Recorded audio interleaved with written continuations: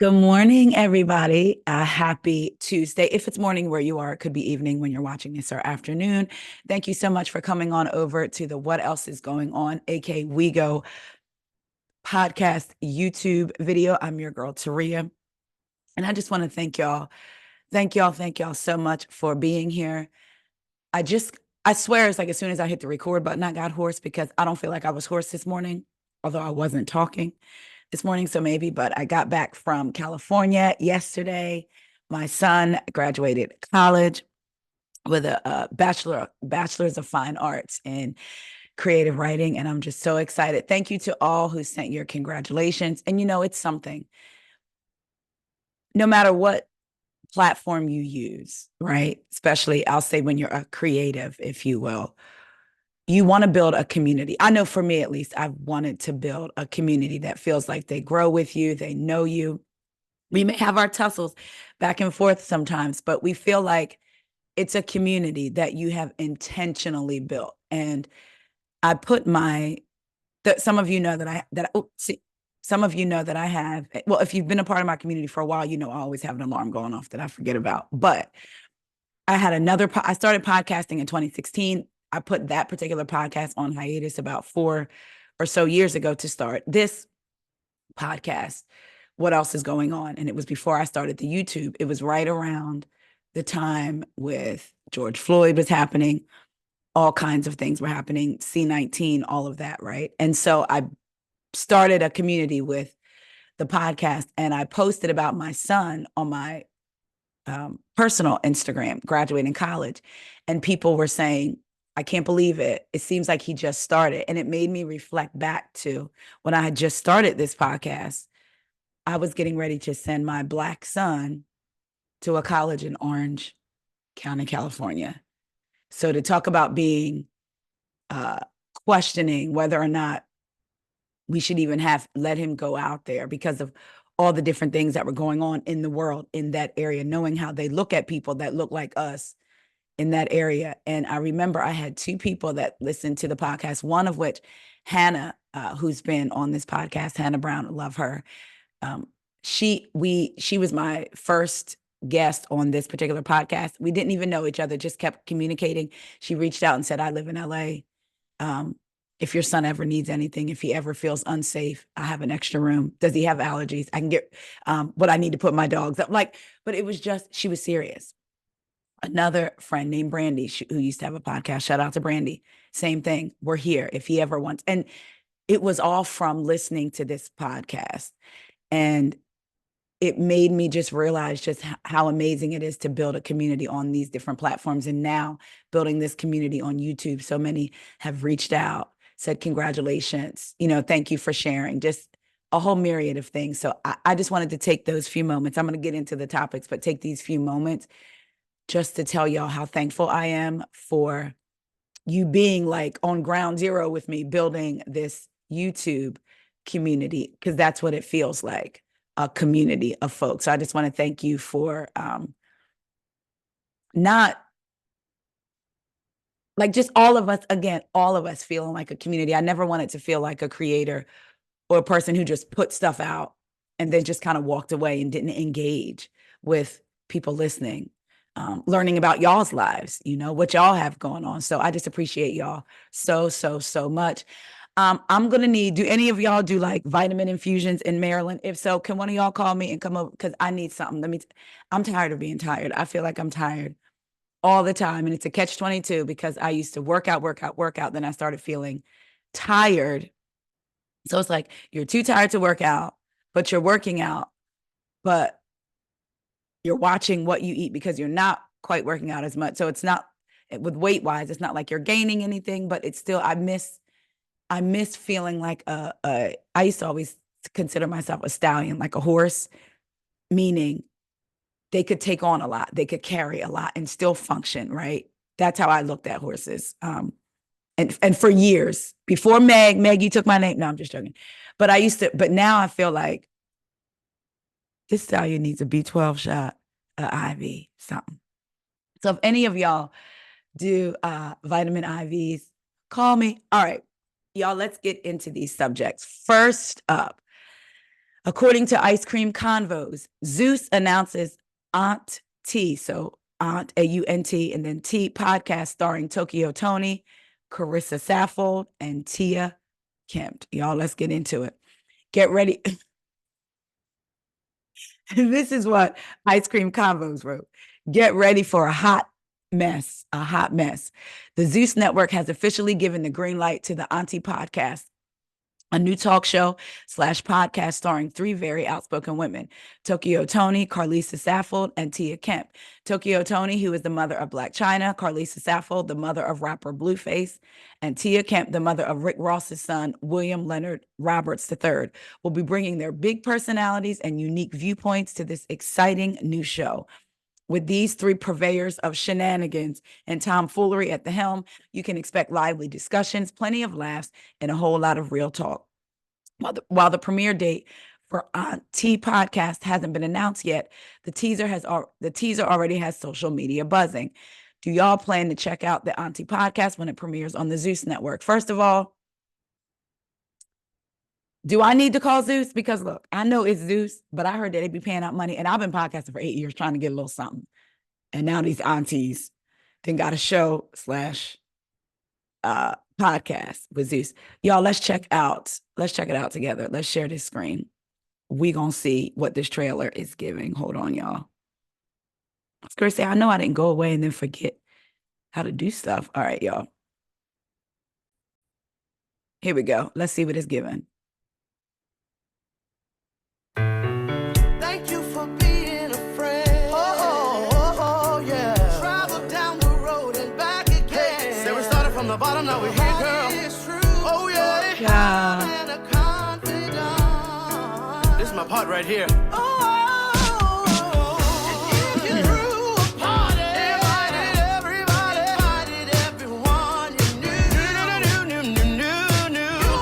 What in the...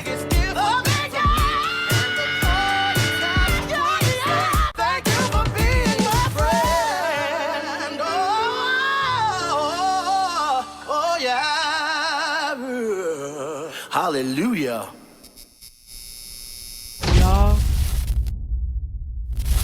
Y'all,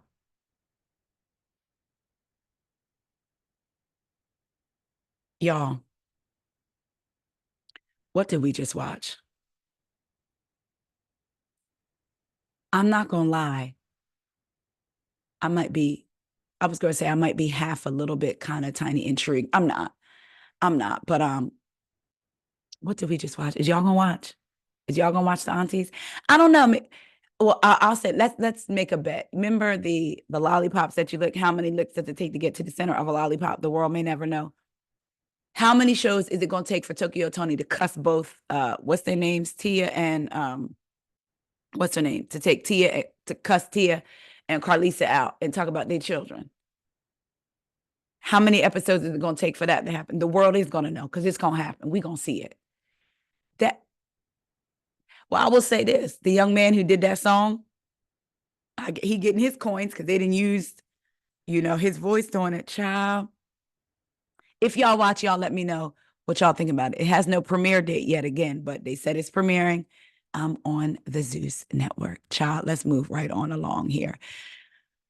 Let's talk about, so a lot of stories were happening when I was gone, and I had every intention, y'all, on making videos.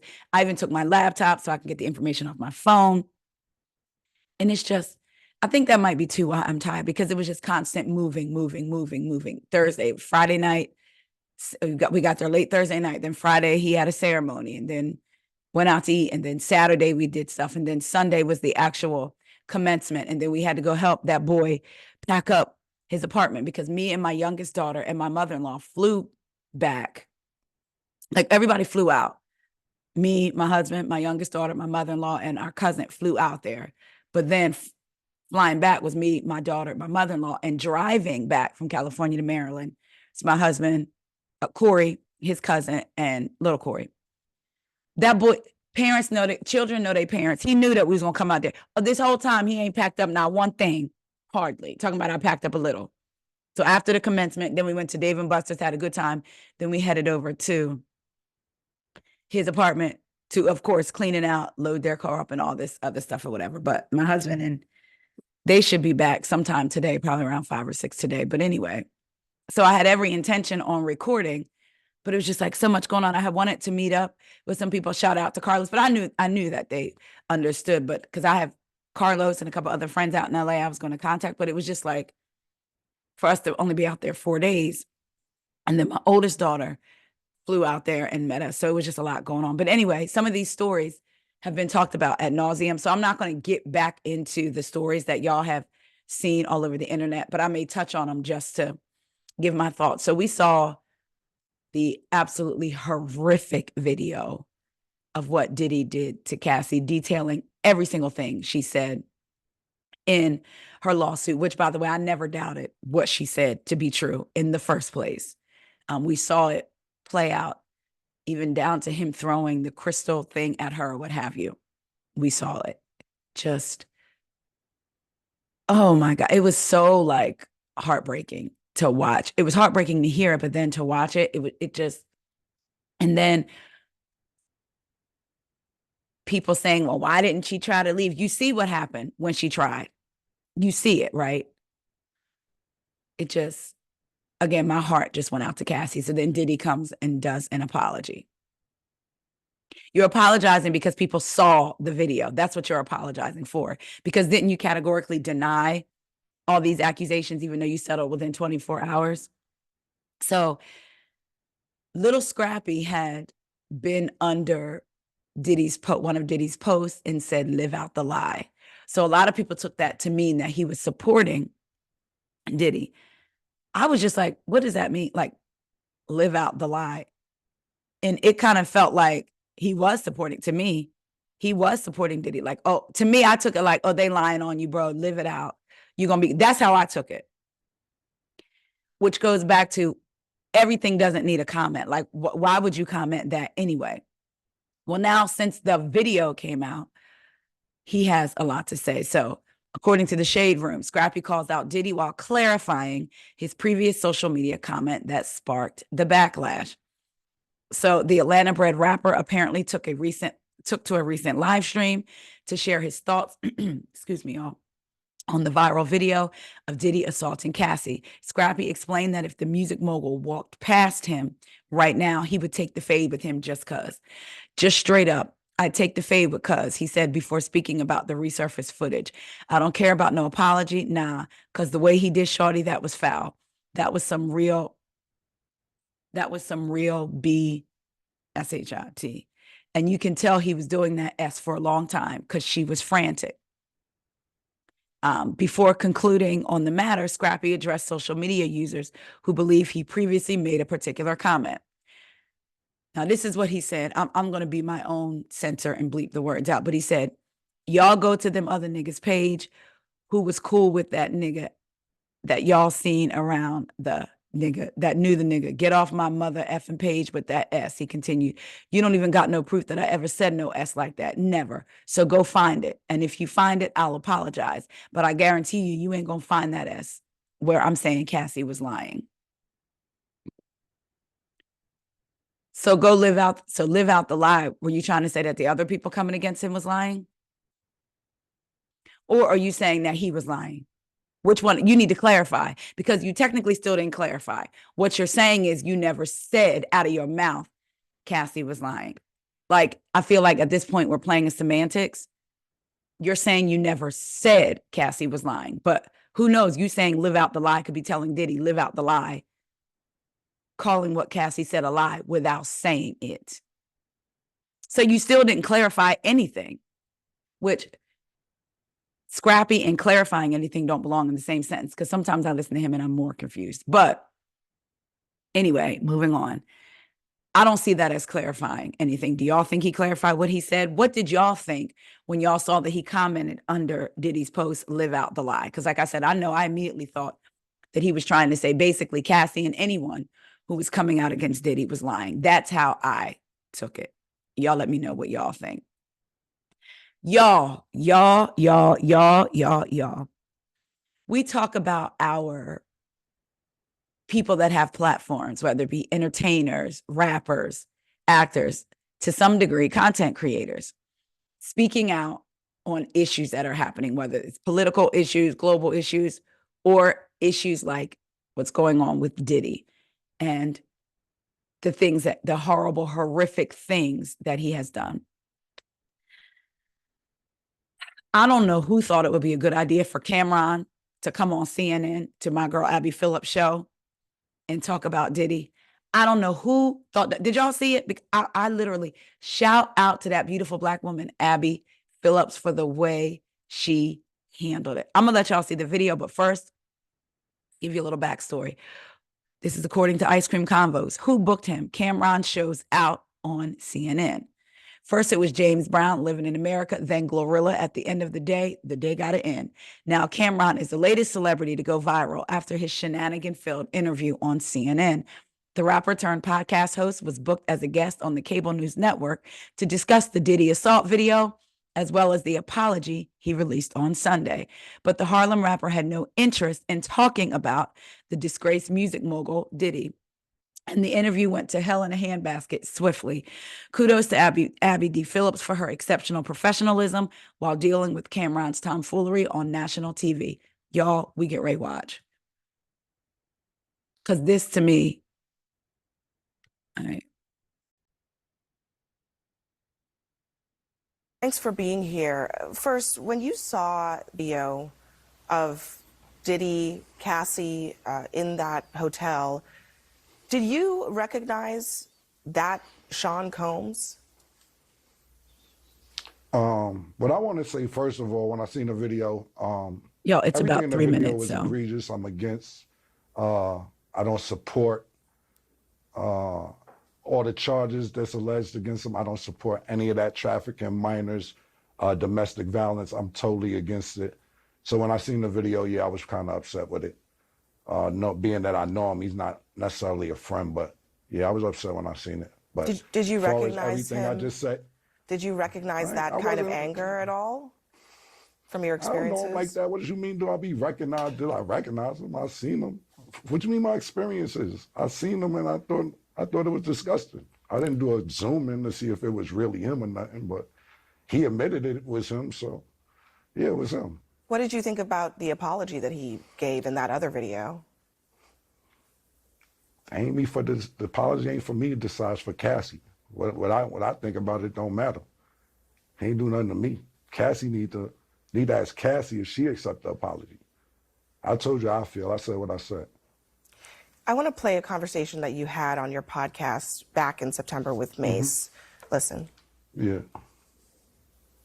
When you had your record deal, why did you take me to Biggie Smalls and not Bad Boy? Man, it's almost gonna bring me to tears to say this. I just, being that I saw you as such a good friend, I wanted to put you with somebody I knew with. Thank you, man. I really appreciate that. A lot of people ask me that on Instagram, man. Don't have me that's out here crying and shit, man. I don't want to get emotional in here, man. Instantly, I knew Biggie would do right by you. Can you tell us a little bit more about that? I mean, is there something known in the industry about how Diddy treated his artists?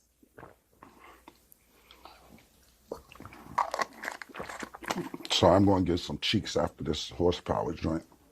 I you'll just see went off Abby's what Mace eyes. said. Mace took me to Biggie. I don't really know Puffers like Mace know Puff. So I appreciate what Mace said. And of course, that's my brother. So if he felt that way, then he felt that way. I can't really tell you how Puff moves or anything like that. Mace may know better than me because he was signed to Puff. I wasn't. But my show does come on at 8 a.m. Eastern on YouTube. It's called It Is What It Is. And y'all make sure y'all check it out. I mean, I might get some more information out of Mace from there. But for me to tell you how Puff act and all that, I don't know. I never was signed to him. Yeah. What about the industry in general? I mean, so many people have pointed out that Diddy couldn't get away with this stuff if there weren't a lot of people protecting him. Do you think that's the case? Who the talent agent for this joint? Like, you think I'll be sitting around watching what Diddy do and all this? I didn't know this was a Diddy joint that y'all invited me to. Yo, who booked me for this joint? Yo. All right. Wow, and I don't be sitting Camron. around watching Diddy and all that. Yeah, Thanks. man, come on, man. Thanks for crazy, joining man. us. Thank you for your time tonight. Thank you for having me. You enjoy it. Y'all, the look on the look on Abby's face was like, if you don't get this nigga honor here, shout out. I applaud Abby for the way she handled that. See, y'all see my face? I don't have any words. Y'all let me know what y'all thought. Ignorant. I do have words. Ignorant.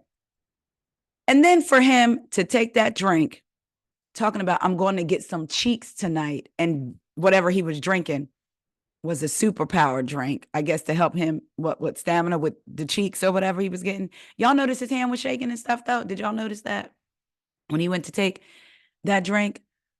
So he wanted to be on CNN, but didn't want to talk about Diddy. And my thing is, I feel like just like a lot of music people in the industry are silent about Diddy, it's because they're still scared. Just because he keeps saying, I didn't know Diddy like that. You may not have known him like that, but she's asking you, what are your thoughts on everything that's happening? You don't have to know him to have a thought on the things that are coming out about him, the things that we see, the rumors that we know you've heard, the fact that your friend, your brother, Mace, told you, as close as he was to Diddy, he took you to Biggie to get signed instead of Diddy because he thought that Biggie would do you right. You mean to tell me, y'all, you didn't hear rumors, you didn't see things just because you didn't know Diddy? But I feel like they still scared to say anything about Diddy. Like, maybe Diddy has something on all of them. I don't know. But I feel like there's a lot of folks out there, and Mace is one of them, still scared to say anything. Because for you to act like you do, I don't sit around and watch Diddy all day. None of us do, but we know what we see. And you being in the industry, you know what you've heard. Again, you call Mace your brother. You call Mason Betha. I don't know why I like saying his name. You call Mason Betha your brother who was close to Diddy.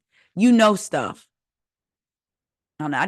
It was just so ignorant too. Like the ignorance, like it was like, I admit when I first seen, I kind of cackled like, this is wild, but like not cackled in a good, like funny way, but like you're ignorant. Like to get on CNN, I don't know. I would have loved to be a fly on the wall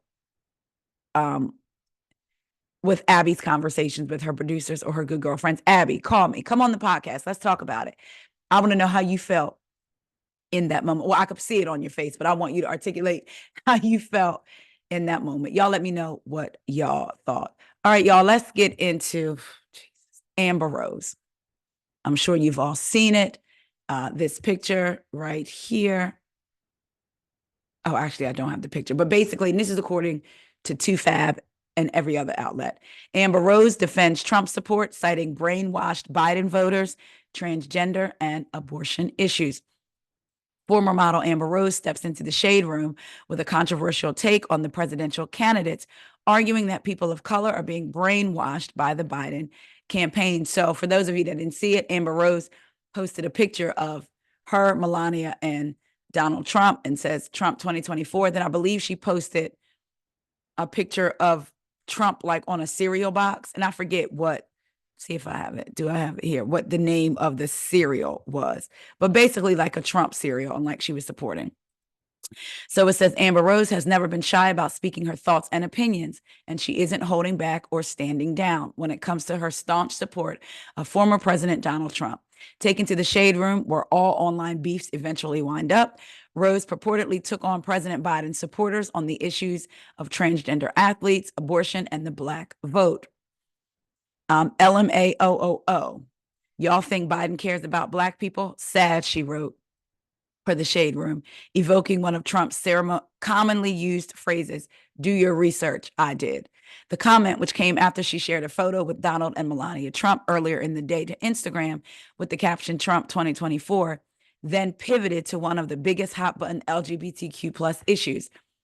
This is what Amber Rose says in her comments on the shade room under her photo.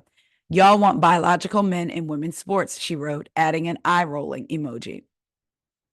And let me just read the whole thing. It says, LMAOOO, y'all think Biden cares about Black people? Sad, do your research. I did. I'll always, in caps, put women first. Y'all want biological men in women's sports with the eye rolling emoji. Trump supports the most reasonable compromise on abortion. Reasonable compromise. Let me get through it. Trump supports the most reasonable compromise on abortions. Stop being brainwashed because we're people of color. Make your own decisions. So she says she'll always put women first. Trump supports the most reasonable compromise on abortion. When it comes to the case of a woman's body, there should be no compromise. Hence why you have a slut walk every year so that women can take ownership of their sexuality, of their bodies, and let it be known to everybody. We're not compromising when it comes to us. But now here you are, the organizer of the slut walk, meant to empower women, our bodies, our choices, only for you to turn around and say that Trump has the most, what'd she say? Has the most reasonable compromise on abortion. So now we're compromising on the rights to our bodies. Again, you are the slut walk started with you and your reasoning behind it to support women and women's rights over our bodies. And now you are going to vote for a man who has a reasonable compromise when it comes to our bodies. You just can't make this stuff up. But the girl has words tattooed across her forehead. So let me shut up. I mean, I don't want to get too far. It just really angers me. Like, do you even hear? Like, I'm convinced. I was going to say, I probably shouldn't say this, but I'm going to, especially when it comes to Black folks. And listen, you support who you want to support. Everyone has a right to.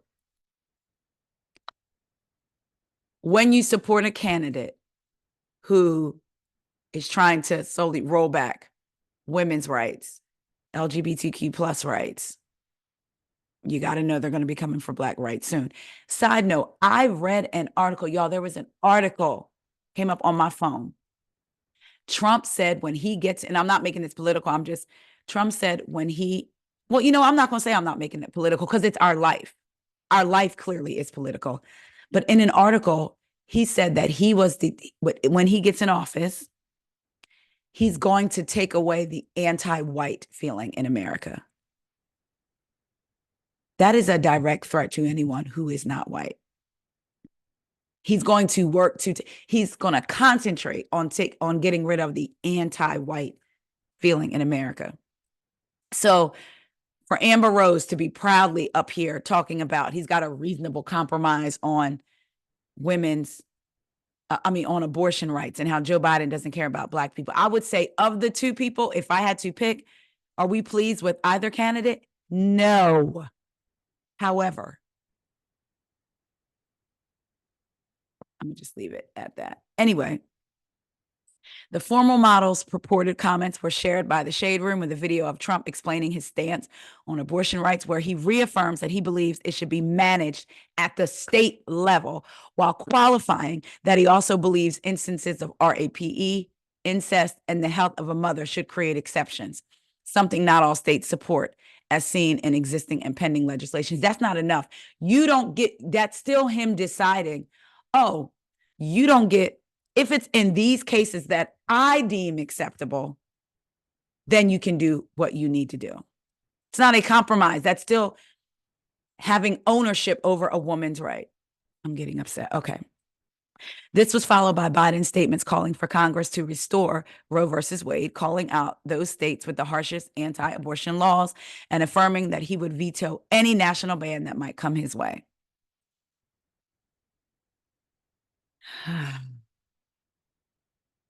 Y'all let me know what y'all think about Amber Rose and what she said.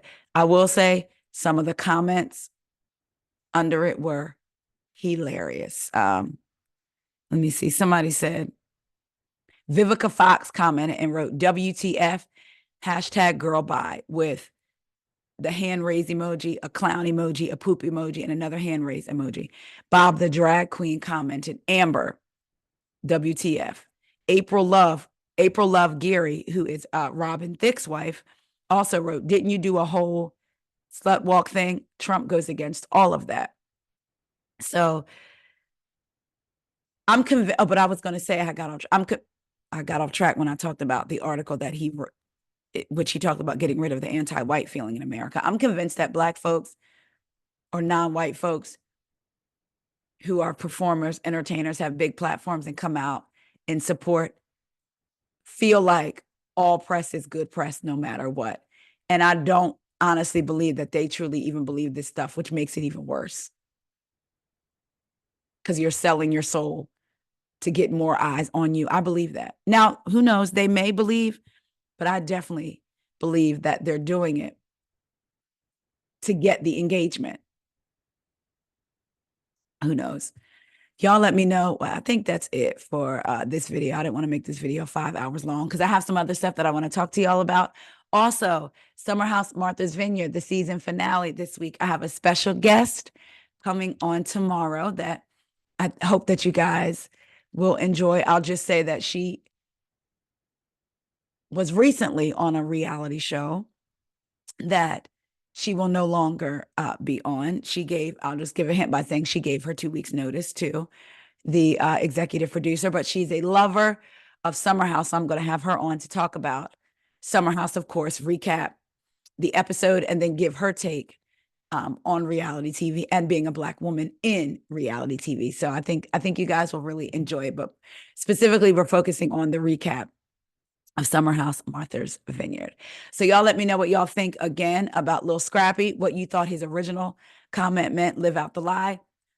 What y'all think about Camron sitting on CNN with our girl Abby Phillips, what Amber Rose said, and are you going to watch the Auntie podcast with Tokyo Tony, which I was going to say Blue Ivy's mom, Lord. Tokyo Tony, Black China's mom, Carlissa Sappho, Blueface's mom, and Tia Kemp, who is the baby mama of Leonard Roberts, who she had with Rick Ross. Y'all let me know what y'all think. And let me know what y'all think about that trailer, child. We are in for a time. All right, y'all. I will be back and I will talk to y'all later. See ya.